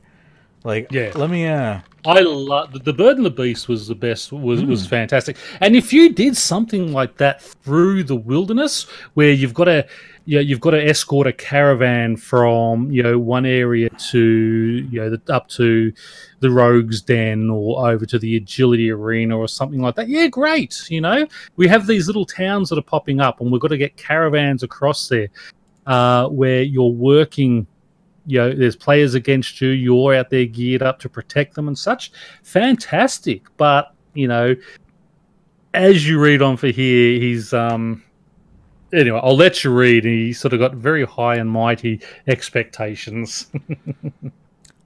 Instead of Legacy, EOC would be used, but with modifications to make the system feel more balanced and basic. The imbalances would come in the form of the removal of ultimate abilities and stun abilities. Only basics, threshold, and special attacks would be enabled. Stun spells like Bind or Ice Barrage will remain. Everything else about Darkscape, separate economies, risk zones, towns being mostly safe due to guards, etc., would remain largely untouched, with the exception of some zones and fixes and rebalances. I'm on board so far.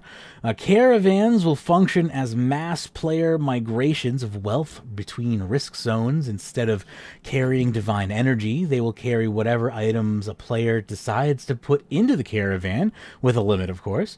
The advantage here is that caravans are more difficult to kill, at least in a 1v1 scenario, and the player can act as a guard of the very caravan they've placed their wealth in. Again, I'm still intrigued. Additionally, defenses such as makeshift walls, temporary moats, spike walls, etc. would enable groups of allied players to create temporary forts, which degrade over time without regular repairs to protect themselves or other players. This would allow for friendly clans to go around building defenses for lower-level players or players simply minding their own business. Defenses would be destructible, but unless decent-sized groups attacked them, it'd take a decent amount of time to destroy them. The siege and defense mechanics would make it so that a clan could claim the settlement if they've conquered it. Conquering includes killing all the guards, who would be rebalanced so that the individual players can't kill them, but groups could. Respawn rates decrease significantly once a siege begins, burning banners, tearing down player defenses, etc. If a clan decides to siege a settlement claimed by another clan, it would create a natural clan warfare, which, combined with defense mechanics, will make more interesting situations that would occur naturally, hopefully. Players who are not with the defending clan may still use the city in peace unless they are in a clan that is allied with the defending clan. The clan alliance mechanic would be very basic, something as simple as the clan's leaders both accepting an agreement in similar format to the trading system. Both agree to ally and their members can't attack each other. This would allow for easier large-scale clan alliances in battle. The conquest mechanic would allow a clan leader to lead a campaign to conquer all or most of the major cities around Gielinor. The start of one of these campaigns would be sent via the global broadcast and would be stated on a notice board that would list the clan and conquest campaign with a number of the clanmates and list settlements that the clan controls. Any members in that clan offer a higher RuneScape 3 reward upon death. There'd also be a bounty on the clan of the clan leader, so that whoever is able to kill the clan leader gets an even higher reward than those who killed the clan member. If a clan enters into a conquest campaign, any of their clan alliances will be broken and they can't ally until ending their campaign. Possibly additional balances could include making members of a clan in conquest constantly skulled so they lose their gear on death and are instantly attacked by guards. Could you pick up here for a minute? Thank you. If a clan succeeds in conquering the major settlements, the clan's leader is declared Overlord of Gielinor and is given an RS3 cosmetic reward and or title exclusive to them and any others who may have become overlords in the past. The longer they hold the overlord position, the greater their RS3 reward will be and the easier it'll be to hold their newfound empire. Clan alliances can, without entering a conquest, tear down these kinds of empires simply by attacking and defeating a conquered settlement. This would allow for an empire to be torn down and the settlements given back to their original rulers. Other clans in conquest mode will remain in conquest mode even if the overlord rises, and they can steal the title and the empire by conquering all of the major settlements themselves. If the overlord loses more than half of his or her empire, they will lose their status as an overlord and their empire will begin crumbling. For players who have no delusions of grandeur, but would rather just be paragons of justice, they can become a bounty hunter. Essentially, bounty hunters' mechanics come back here in full, but the hunt takes place over all of Gielinor. This will create a larger gameplay element behind the bounties system. In addition to this, the players can place bounties on other players if that player has killed them at least once recently. The bounty hunter will then receive the bounty from the game and the player should they succeed. This would also enable bounty hunter clans to help balance things out and keep the griefers a little less prevalent. In the wilderness, we get an old school type of PvP where it's true free-for-all. It's the most dangerous but also the most rewarding portion of this new PvP mode, as not only can a victorious player gain awesome PvP gear, but they'll also gain credits to buy useful rewards in RS3. Clans mean nothing here, though friends may still choose to group up. The rewards. Every kill will grant the player credits in RS3. Players with bounties on their heads, whether automatically placed there due to their crimes or placed by a player, will drop higher credits. With more credits granted, the higher the bounty is, though there will obviously be a cap to how many bounties can be placed daily and how high the bounties can be set. Conquest will grant credits for the successful siege and or defense of a settlement. That can't be abused. Exactly. An overlord and their clan will be given daily tribute in the form of materials to supply their empire and RS3 credits. Clan alliances can pool their resources to gain a slightly increased rate of credits, particularly if they get revenge kills or successfully liberate conquered settlements. These credits will be useful in a store exclusive for their RS3 character. What can be purchased on this store is completely open to suggestion and ideas, but the concept is that these rewards need to be worth the time and effort to put into gaining them in the new PvP mode. They need to be very useful in RS3 to create further incentive to play this PvP mode. For non-PvP players interested in some kind of credit stores items, they can gain from skilling, with the gain rate increasing the longer they go without dying to another player. Death to NPCs does not decrease this rate. This will give reasons to kill skillers and to defend them, as building defenses and using them as well as getting revenge kills gains credits, but so does the killing of another player. Skilling outside of towns grants faster XP rates, but the fastest XP rates occur in the higher risk zones. Wilderness skilling, incredibly difficult, gives a significant XP rate boost. The higher your level, the faster you gain credits, so it will be risk versus reward situation for them.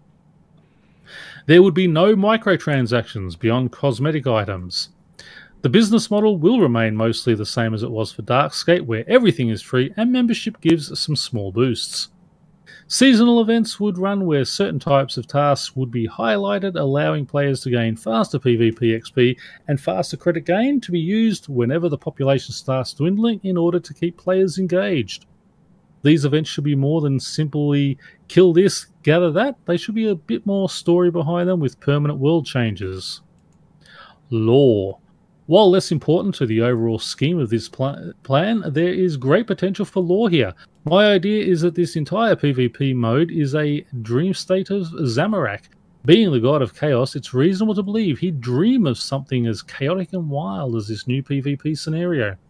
In this way, we could learn more about the mental workings of Zamorak, and possibly even introduce randomized events. Perhaps they could be called dream anomalies, where masses of players can work together or work together or against each other, each decision offering large, albeit different, rewards, while also adding bits and pieces of lore to Zamorak's story while seeing things from his perspective.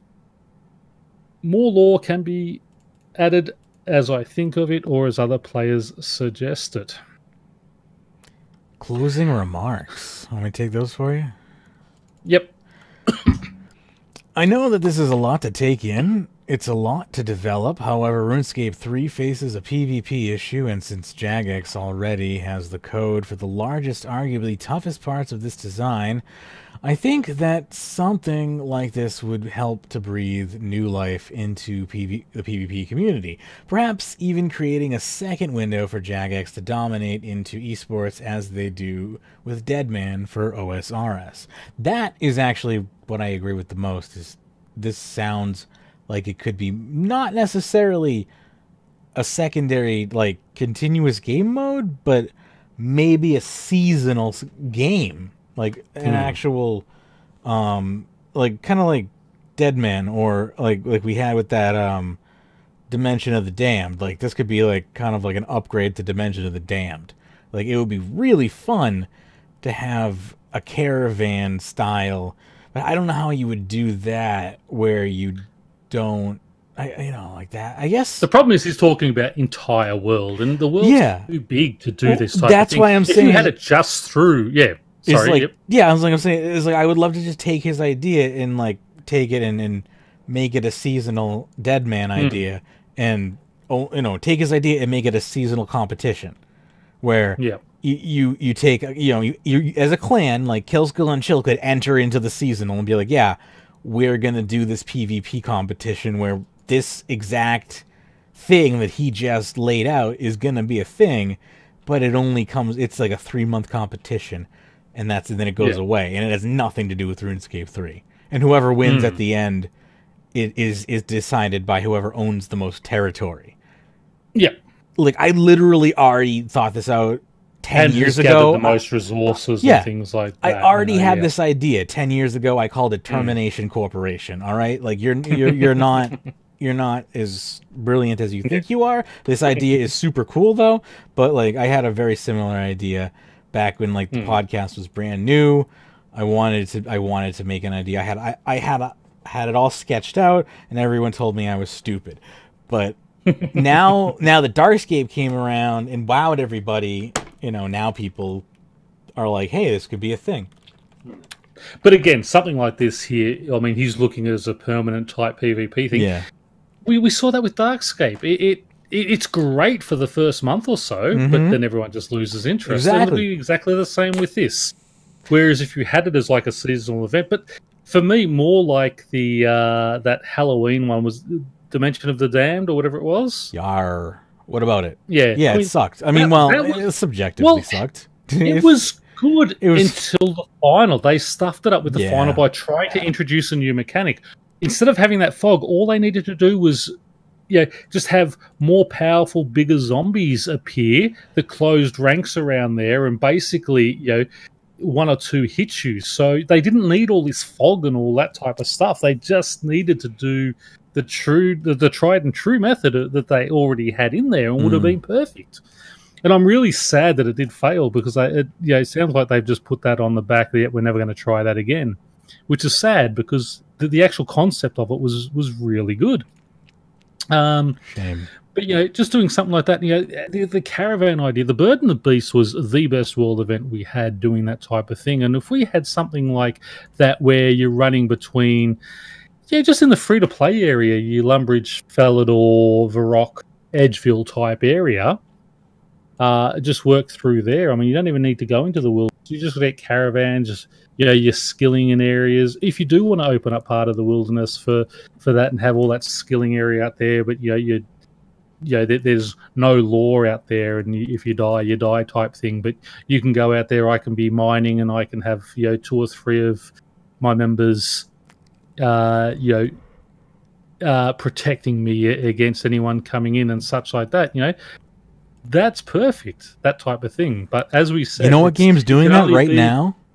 Star Citizen. You want PvP like that? Play Star Citizen. RuneScape doesn't have it.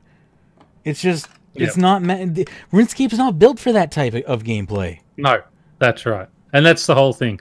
I mean, PvP as a whole in this game is pretty much dead. I mean, I'm sorry, the corpse is cold, the heart stopped. There's no use trying to run electricity through the body to start it again. It's gone. It's dead. The soul has left the body. Come play Star Citizen with me. Anybody who wants. If you want to do that. It's fun. But, like, don't try to revive PvP in RuneScape anymore. It's just not going to happen. But if you want to make a seasonal PvP game mode for RuneScape 3, I'm all for it. But I don't want it. Yes. No, like persistent PvP anymore. Go ahead. No. What is that? But Revenant Imp has another suggestion on reviving. Oh yeah. Let me hear it. Or reviving the wilderness is his one. Okay. He says roaming revenants. Right. For Rune 3 Dungeon would still exist, but randomly in the wilderness areas, including dungeons, revenants could spawn and roam around the wilderness and teleport in and out of dungeons like they used to in 2008 to 2011. They would be far stronger than your average revenant, with around 2.5 times their stats, but have 3 rolls on the normal revenant drop table. This is to ensure reward for hunting them, but you wouldn't need expensive gear to fight them, provided you can get their food to 0. They could be called Super Revenant Dragon in chat, for example. They would also be able to tally block and freeze again, with the freeze being similar to Nex's Ice Prison, but not dealing damage, just stunning the players in place for a few seconds and you can't use freedom. I think it would be a great update to help make the wilderness more fun. There could either be separate worlds that they spawn on, or make it dependent on the world's population for their chance to spawn. So if people want less of a chance for a Revenant to attack them and aren't a Revenant hunter, they could go to a lower population world. PvP would of course coincide with them, so you can always reduce their spawn rate to be very low for minimal interruption, and a spawn cap for lower population servers. Also, players could fight any level of roaming revenant, and revenants could attack any level of players, but the demonic skull would protect you from being attacked by them. This update could also bring in new variants of revenants such as Aviancy and Corporeal Beast. Another thread I read also suggested dark revenants that only spawn after level 15 wilderness and have slightly better drops of PVM items and ancient artifacts. I also wrote this idea on Reddit not so long ago, and I had 310 upvotes, with 79% supporting the idea. So I felt that gives it enough credibility to show that roaming revenants are popular, desirable, and will be fun for the game. He's had 310 people who have upvoted just as him. You said this would be very popular, BladeComp said no one would seriously do this. Well, exactly, but no. But he had 310 people agree with him out of the 100 million players. 310 of them agreed with him. That's a good sample size right there, don't you think? Yeah. I mean, look at it. Alpha Saren support, Magistic support, Blackwing. Spoilers. All his friends have jumped on there to give it support. I mean, this is similar to what I said Black about Feather support. Taking PvP out of the wilderness and bringing revenants back, and they hunt you down and such. But I mean, yeah, he wants PvP as well as revenants out there. So it doesn't surprise me that Blackwing is a PvPer. Does not surprise me at all. Oh no. He's a troll. Yeah. He's not a PvPer. He's a PKer. Oh yeah, PK. That's what I mean. Yeah. Doesn't surprise me one bit. Oh, did you see this week on the patch notes? He wasn't first. Oh no. So he didn't post at all. I went through him because he wasn't first. He didn't post a thing. Aw. So if he can't be first, he doesn't post at all. That's how he is. Yep. That's funny. Who was first? It was. I don't know, but someone who's saying oh, great updates and thanking them for the patch notes. And, yeah. I hope that they. If I'm. Yeah, I'll find it. I'll find who. One of these days, I need to purposefully be first and just say something about Blackwing. I'll get myself removed. I just wanted to jump on and say job well done before Blackwing jumped on to complain. Right. So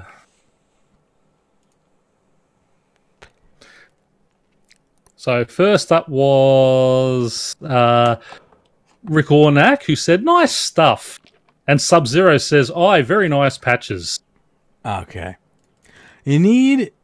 Yeah, I want to get in there and be like, these patches are amazing. Patch weeks are the best.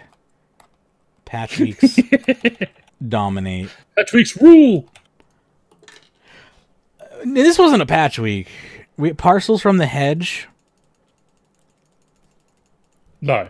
is That's, not... yeah. I mean, it's, yeah. I mean, listen, there's a loot beam. There is a loot beam in that we didn't have from last year. Thusly, new content. New content. I'm calling it. I'm a Jagex shill. All right. The next post here is by Clerics. I have renamed this post for him. Entitled it, "Is Authenticator Worth It?" He writes, "I just got hacked. Didn't have Authenticator or bank pin, and probably hadn't changed my password for a couple of years, so yeah. I probably was due for it. Lost around 40-something mil. Not bad. I spent most of my gold during the recent double XP weekend. I changed my password for my account and email and added an authenticator. This isn't a rant, but I did want to buy 10 bonds to sell for gold, but I don't know if I should. Getting hacked and all has given me second thoughts. I guess I'm just asking for reassurance that adding the authenticator makes my account relatively safe." So, let's just... And as we said, yes, it will make it very safe as long as you also protect your Gmail account. Have two-factor on your email account. Yep. And I'm pretty sure he mentioned that. He said, "I've changed my password for my account and my email." Now he says I added an authenticator. He didn't mention he added an authenticator to the email. But people have helped him out in the comments. So, hopefully he's taken their advice. But, I'm just to get your obligatory "I've been hacked" post in, and just to add a little flavor text on top of that. The audacity to ask, "Is Authenticator worth it?" Basically, I thought that after you've been hacked. Yeah, I know. I thought that was. It's basically like, after a robbery, like having no locks on your doors, and then after someone robbing your house, being like, "Are locks worth it? Should I install locks on my doors?" Well, you probably wouldn't worry about it now because your account's bankrupt, but maybe yeah, right. Once you've built up your money again. I don't have any sofas or anything worth any value in my house anymore, but But he did say people have was saying about the two-factor and such, and he does say, "Thanks for the advice. I'll definitely put it to use." So fingers crossed that he does do that. Hopefully he takes the advice.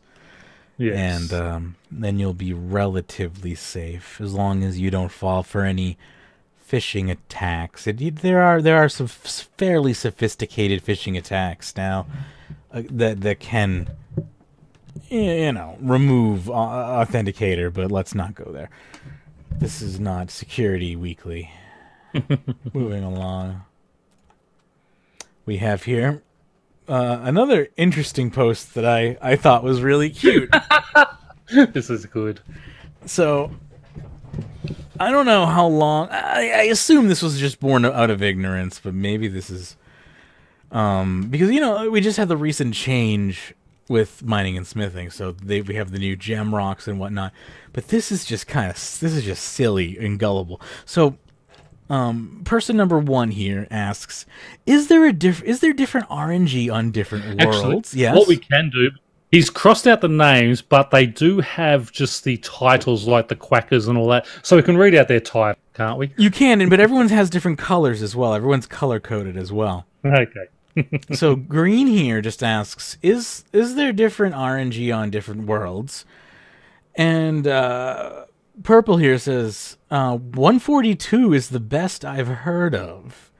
And Red here is the shit disturber, and says, "Oh yes, we're on the Emerald world." And they continue to say, You mine on this world if you want emeralds the most. Purple says, wait. What? F my life. This is the emerald world. What? How do you know that? Yellow chimes in. Beige says, how do you know which is best for which gem? Purple chimes in, Wikia, obviously. Blue comes out of nowhere and just says, no way. Red comes back in and says, I asked my uncle who works for Nintendo. And then Green comes back in and says, why do you want emeralds? And then Yellow says, what's best for Onyx? And then Red says, he told me it's the emerald world. So, Yellow just wants to know which world is best for Onyx. Because and unfortunately, it's the higher level, too, as we said in the pre-show. Higher level 2600 world. You need to have 2600. So, yeah, just mass up those levels so you can get yourself there and you'll get a lot of emeralds. Gotta get to the Onyx world, yeah. That's it. I love that. It was a good one, though. People are silly. I think we got one more in here as well. Yes. If it ain't fixed, it ain't 800. Now, so if you remember the stat, 1%. There are 1% of people remain on fixed clients, 800 by 600. We found one of those 1%. We managed to find the 1%. Now, not the 1% that the society often complains about. Oh no, a different 1%. Elite Stack says, all right, the title of this post is simply called 800 by 600. And it's by Elite Stack, and it says, where can I find this option? I don't see it. They then bump their post. How can I resize it to smaller? The Sims 201 chimes in and says, you mean the fixed screen setting? Yeah, I can't find it either. Hopefully it's a slight error and an oversight that will be fixed and added shortly with an update. Oh, someone didn't read the note from last week. Elite Stack chimes back in and says, when I click the other screen sizes to nothing, the 800 by 600 has always been on the Java client. I guess it's still only there. So I guess it's still over on the Java client? Maybe? Xandar comes in and says, unfortunately, it seems Jagex, one of those names, I'll get it right eventually. Jagex has removed the fixed screen size on RuneScape 3 to rid of Java from the game. I believe this is a great move for the future of RuneScape, but I do miss playing as if was OSRS, but with better graphics. That's funny. So that's kind of how you get the OSRS experience with. That's interesting. I didn't even think of that. So, yeah, there are a few people who still were using it. IPVM for Junk says, yes, for what I can see, Jagex has removed supporting fixed screen, which is a tad annoying. Those like myself who have played fixed for a very long time, but I guess we will just have to readjust to resizable.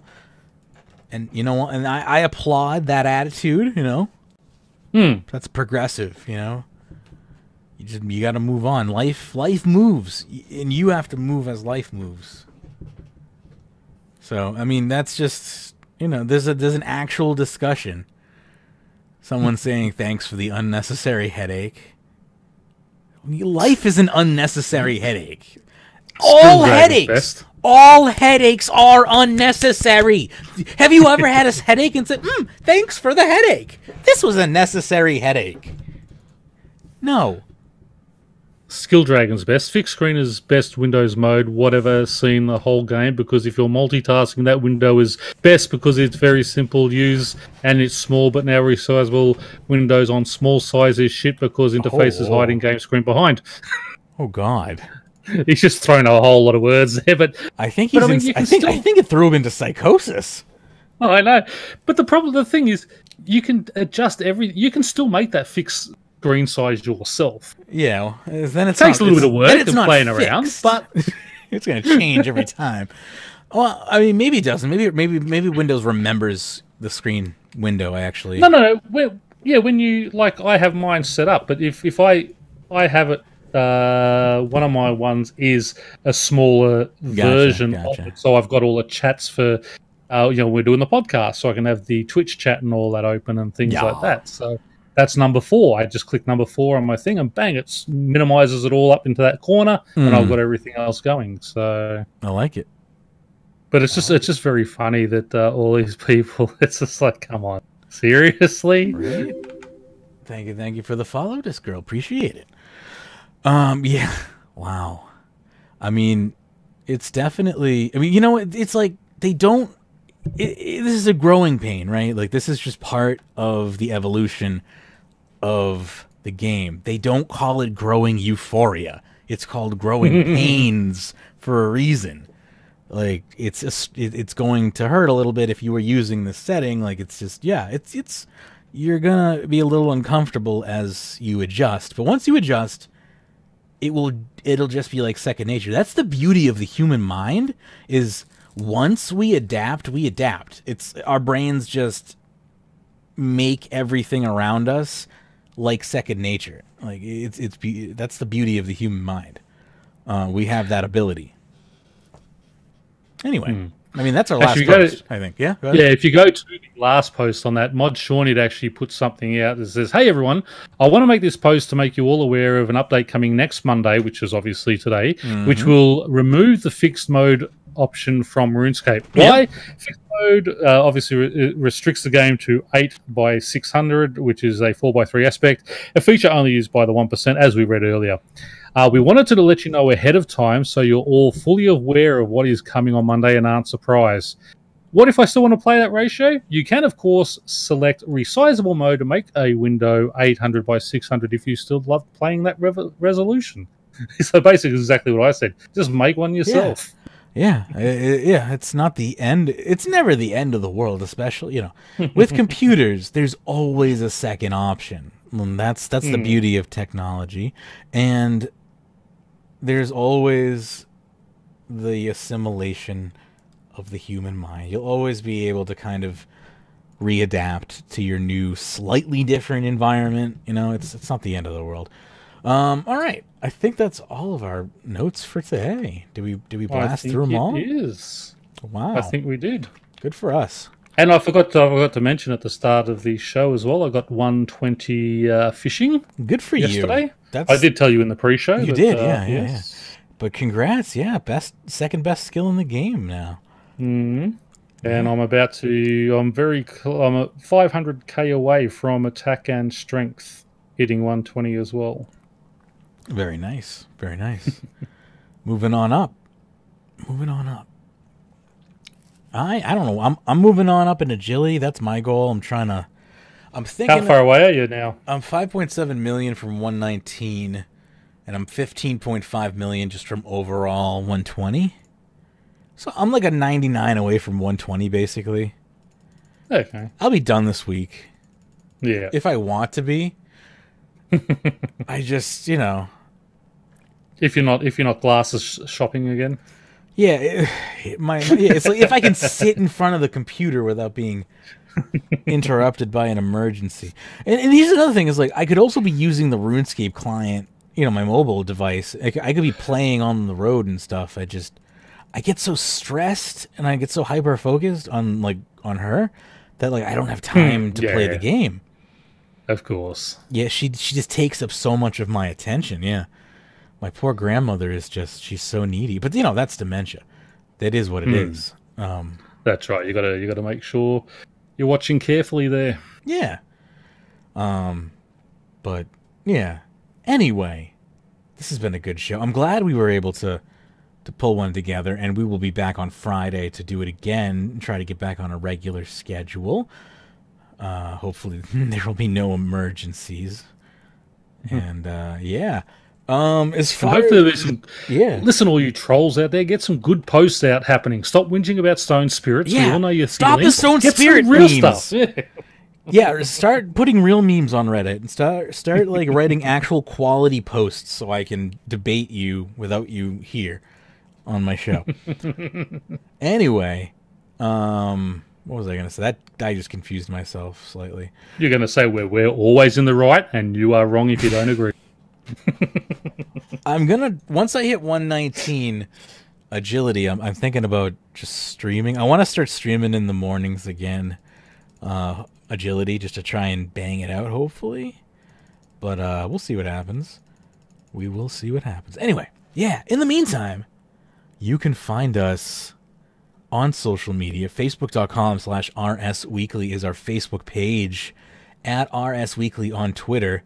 Discord for you. RuneScape.chat. Toss that into your web browser. It'll redirect you to our Discord. RuneScape.video. That's our YouTube channel. Twitch.tv/Magebit or Magebit.tv. I'll get you to our Twitch page. We're in game at Kill Skill N Chill. It's Kill Skill the letter N Chill. Or RuneScape.club. That'll also bring you to our Rune Clan page. RuneScape.expert. That's going to bring you to my Rune Clan page. RuneScape.today means a little bit of work. It's still there. I haven't had a chance to work on it yet. So it's still kind of in limbo.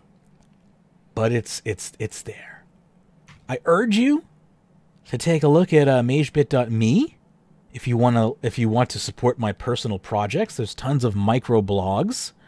There's tons of poetry. If you're into poetry, I do charge for it. It's $5 a month to view my poetry. I am a pricey motherfucker, I know.